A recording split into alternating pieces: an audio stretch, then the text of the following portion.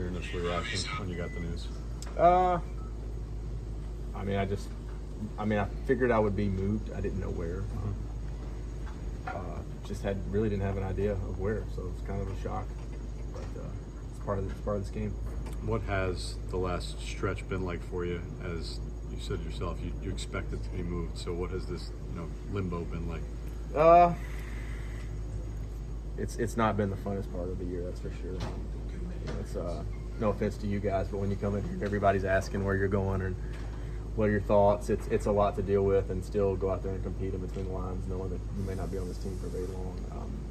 I've just tried to deal with it and stay calm and collected and make pitches and do what I'm supposed to do on the team that's paying me to play for them. Now I'm being moved, and I'm going to go down and enjoy my time in Miami and join another group of guys that are trying to win ball games. Given the expectations for this group coming into the year, are you able to put into words like the level of disappointment that's gotten here? It is. It was disappointing this season. I mean, listen, the season's not over. Things can turn around. It's just, like I've said, I don't know how many times, there's a ton of talent in this clubhouse. We just weren't able to put it together. When you can't put it together in time, GMs and owners have to make decisions, and I was one of those decisions, and I got moved. David, you've been in the league a long time. You've seen a lot of different things, but I'm sure when you signed with this team, given what was going on in the offseason, this was not something that you could have ever really imagined happening. Is it something that would have ever crossed your mind? Like when you signed here, expecting to be on a team that was going to be going deep. That's right. Yeah, I signed here expecting to be on a team that was going to compete for the division. Had a big injury to Edwin earlier this year, which probably cost us 6 or 7 games and would have put us right there in the thick of it. Can't do anything about that. That was an accident. They happen. Other than that, though, we still had the guys to get it done. We just weren't able to put it together. I don't know what it was for some reason. But like I said, there's still a lot of season left. They could still turn it around. I mean, anytime until you're mathematically eliminated, you're still in this thing. It's for me personally, though, I wanted to be here. This was the place to play, and I thought this was the spot to be and have a good chance of winning it all. I'm going to move on and join a new team and try to really focus on that goal now. When were you told that you were getting moved? Because you were warming up before the rain delay, and then Rayleigh came in. Yeah, they just said that something might be in the works. Obviously, I got really hot too, and they came in here and sat down for a while, and then Buck was like, I don't see a need in revving you up again. So I just kind of hung around and waited to see what was going to happen. You never know if things are going to fall through. No one really tells me a lot, anyways. My agent hears it all. Buck said that after you'd been told something might be in the works. Buck said you wouldn't throw after that or before that. No, he told me something might be in the works, but it was also like you've already warmed up and gotten fully hot, and then had an hour break, and then I have to turn on and do it. I mean, it'd be like pitching in 2 games in a day, which is kind of not something you want to do, something you have to do at times. Even though the results as a team weren't there, what was your experience like in your time with the Mets? I've had a great time here. I mean, this is New York. Anytime you're playing here, you get the big crowds under the big lights. I mean, we've had some exciting times here, and I've had some great memories with these guys, and I'm going to miss them a lot. But I'll be facing them here in a couple of weeks, which is really weird. The Marlins have pretty rarely been buyers in their history. What is just your reaction that they're kind of going for it now? Yeah, they've got a lot of talent too. All you gotta do is get in. Right now, 12 teams get in, so it's get a ticket to the dance and see what happens. Look at us with Philly last year. We were not the best team, but we got hot at the right time and almost won a World Series. You've been through this before, obviously. Does it ever get any less weird or surreal, the trade he did mid-season for? It just gets more difficult, especially with all the kids and family and everybody moving and figuring out all that aspects of it. So, I've got a little bit of time left before my kids go back to school. So, we'll try to make the best of it and figure it out and see when we can see each other. But that's the toughest part. I mean, obviously, I didn't expect to be traded back-to-back years, but it happens. So. Miami's beautiful this time of year. Yeah, it's a little warm. At least I won't have to deal with the rain anymore. That's one thing. At least not the waves. Yeah. Why ultimately did you make this decision? We were, faced with, where our club was at this time of the season, and I've had a number of inquiries on our players, and we were listening. And in this circumstance, the value of the players that we acquired, kind of exceeded, our expectations, and so we executed it.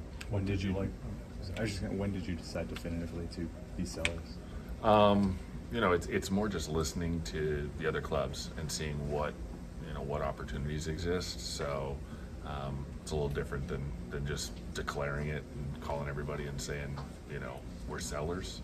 It's more just looking at it on a case-by-case basis, hearing who, clubs kind of covet, and hearing what their kind of their price point is on the players. Are you open to anything right now? And we're just listening, and I think we can kind of gauge signals from other clubs, and if the signals are strong enough, we have to look for opportunities. I mean, our farm system's got a way to go. We've had some drafts that I think a lot of people feel good with, but we have to just continue to add. If we're going to go where we need to go in the long term, we're going to need an upper tiered farm system to get there. What do you like about the players that you're getting? With Vargas, left-handed bat, middle of the diamond, shortstop profile right now, elite contact, elite decision making, has above average exit velocity for the level.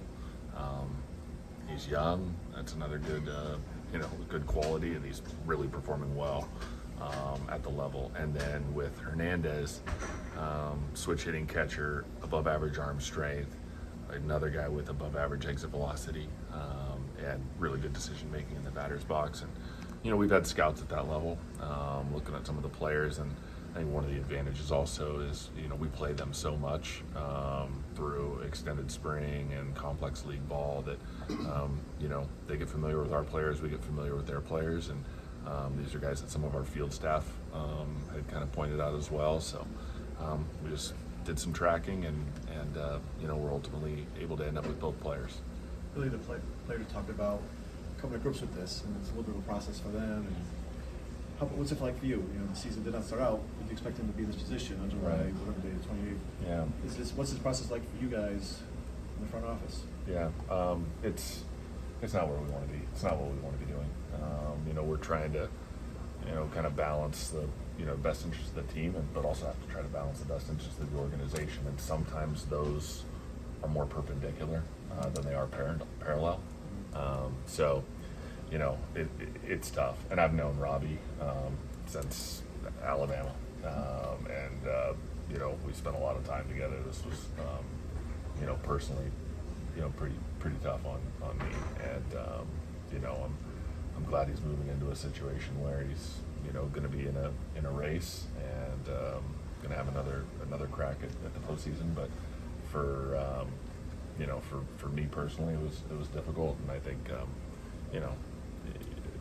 we didn't have visions of this at the start of the season. Billy, beyond Robertson, teams express interest in some other players as well. Yeah, there's a number of clubs calling and checking in regularly. I just want to be clear because it's 12:30, so I want to make sure I'm understanding. Is this move signal that you are open for business, or are you just still sort of listening to gauge where We're just everything is at? Listening to where clubs are when they call us, and if the valuations on the players that they want to offer exceed what we have here in the big leagues, and that's kind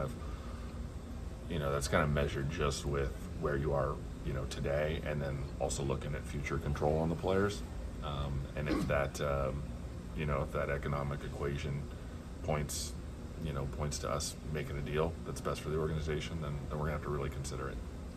Really, what was the timeline like? I think we saw Robertson warming up before the rain.